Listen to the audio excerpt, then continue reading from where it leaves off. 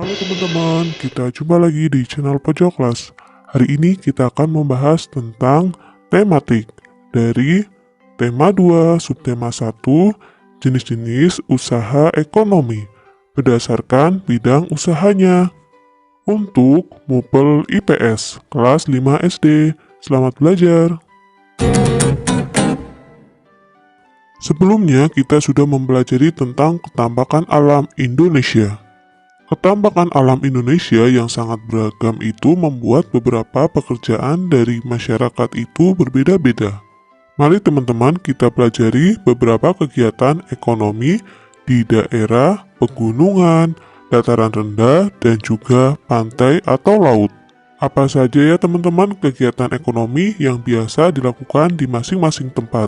Mari kita pelajari beberapa jenis usaha berdasarkan bidangnya dari daerah pegunungan, dataran rendah, dan juga pantai atau laut. Bidang yang pertama adalah pertanian atau agraris. Tahukah kalian Indonesia dikenal dengan negara agraris? Tahu kenapa? Ya, betul sekali. Karena masyarakat Indonesia sebagian besar berprofesi sebagai petani. Profesi petani biasanya dilakukan oleh orang-orang yang berada di pegunungan dan juga ada di dataran rendah. Bidang agraris ini mencakup pertanian dan juga perkebunan. Jadi perkebunan itu masuk ke dalam bidang agraris. Beberapa hasil dari bidang usaha agraris yaitu pertanian dan juga perkebunan antara lain adalah sagu, kelapa, padi, jagung, umbi-umbian, teh, kopi, sayur-sayuran seperti sayur kol, cabai, dan juga buah-buahan seperti buah semangka dan buah apel. Itulah hasil usaha di bidang agraris. Bidang yang kedua adalah peternakan. Peternakan ini adalah membudidayakan hewan dan kemudian diambil hasilnya seperti telur, daging, bulu, kulit, susu, dan yang lainnya. Sektor peternakan ini dibedakan menjadi 3, yaitu peternakan kecil, peternakan besar, dan juga peternakan unggas. Mari kita bahas satu persatu.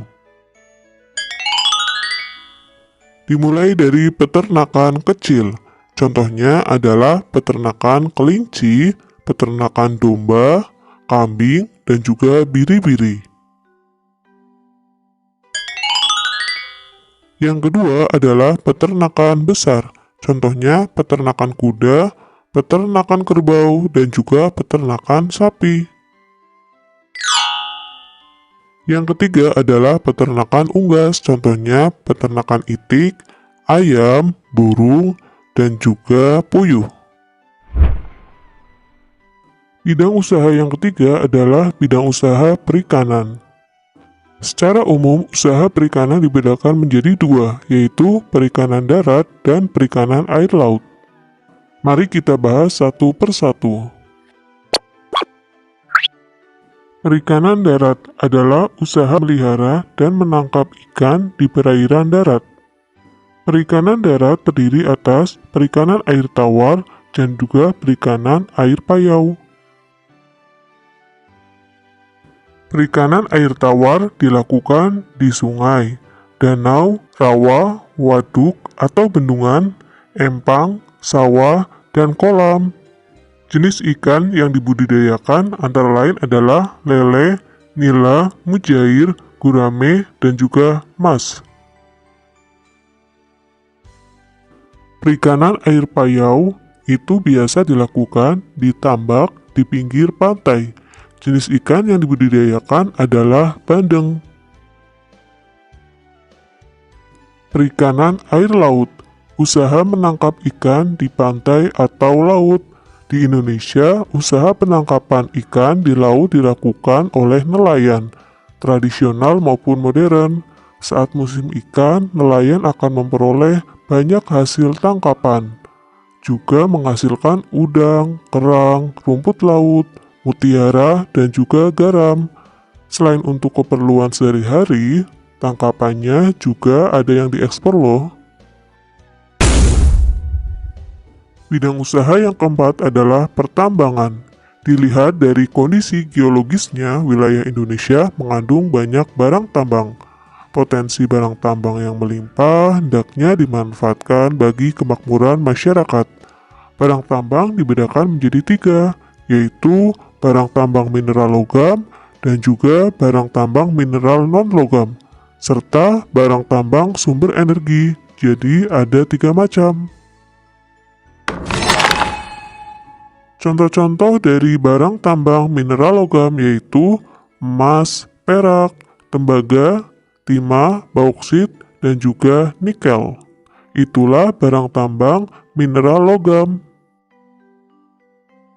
Contoh dari barang tambang mineral non-logam adalah belerang, gipsum, marmer, dan juga batu gamping. Contoh barang tambang sumber energi adalah minyak bumi, batu bara, dan juga gas alam. Barang tambang di Indonesia termasuk sumber daya yang vital atau penting.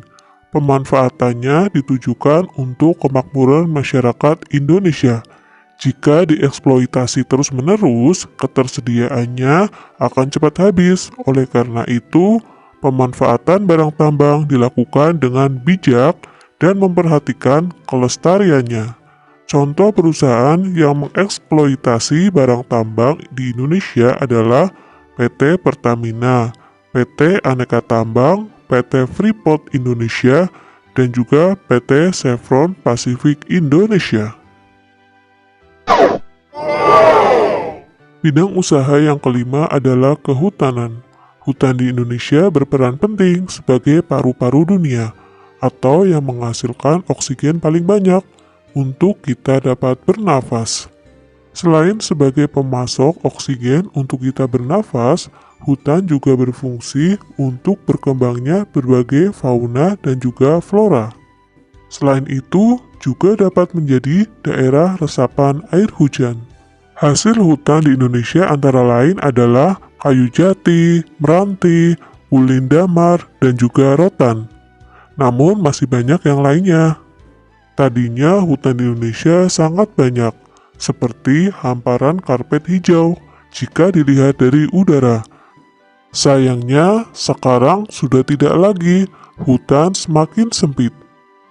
Karena fungsi hutan sekarang sudah berpindah menjadi pemukiman dan juga perkebunan. Akibat menyempitnya kawasan hutan di Indonesia, menyebabkan banyak bencana. Contohnya adalah banjir bandang atau tanah longsor. Untuk meminimalisir terjadinya bencana, kawasan hutan perlu dihijaukan kembali. Pembalakan liar harus dicegah agar hutan tidak semakin rusak. Bidang usaha yang keenam adalah perdagangan. Perdagangan adalah kegiatan membeli barang dagangan dan menjualnya kembali kepada konsumen. Perdagangan muncul ketika kemampuan manusia atau suatu negara menyediakan barang kebutuhan yang bersifat terbatas. Akhirnya, terjadi saling ketergantungan dalam memenuhi kebutuhan hidup. Melalui kegiatan perdagangan, kebutuhan kita jadi terpenuhi dan juga penjual akan memperoleh keuntungan dari selisih harga jual dan juga harga beli. Kegiatan perdagangan tidak hanya dilakukan antar suatu daerah, namun provinsi sampai ke internasional atau antar negara. Perdagangan antar negara juga kita sebut dengan ekspor dan juga import. Ekspor adalah usaha menjual barang dari dalam negeri ke luar negeri. Jadi, kita menjual barang kita kepada negara lain. Untuk import adalah kebalikannya. Kalau import itu adalah usaha memasukkan barang dari negara lain ke dalam negeri kita. Jadi, kita membeli barang dari negara lain untuk diri kita sendiri. Kalau ekspor tadi kan kita menjual kepada negara lain. Kalau import itu kita membeli dari negara lain. Kalau ekspor itu kita sebagai penjual, kalau import itu kita sebagai pembeli. Itulah ekspor dan import, kegiatan jual beli antar negara. Bidang usaha yang ketujuh adalah perindustrian. Perindustrian itu adalah kegiatan mengubah barang mentah menjadi barang setengah jadi atau barang jadi. Usaha industri ini dapat dilakukan secara perorangan atau kelompok.